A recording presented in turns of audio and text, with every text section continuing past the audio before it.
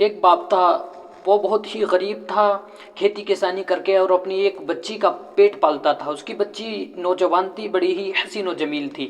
ایک لڑکے نے اس بچی کو دیکھا اور اس سے شادی کا پیغام اس کے باپ کو پہنچایا۔ باپ نے کہا مجھے منظور ہے، لیکن میری ایک شرط ہے کہ میرے پاس 3 بیل ہیں کہ اس کی اگر تو دم پکڑ لے گا یعنی پونچھ پکڑ لے گا تو تجھ سے میں اپنی بچی کا نکاح کر دوں گا۔ اب ایک بیل کو وہ چھوڑتا ہے، وہ بہت ہی بڑا، بہت ہی مضبوط ہوتا ہے، تو لڑکا کہتا ہے میں اس بیل کو نہیں پکڑوں گا، دوسرے بیل کی پونچھ پکڑوں گا۔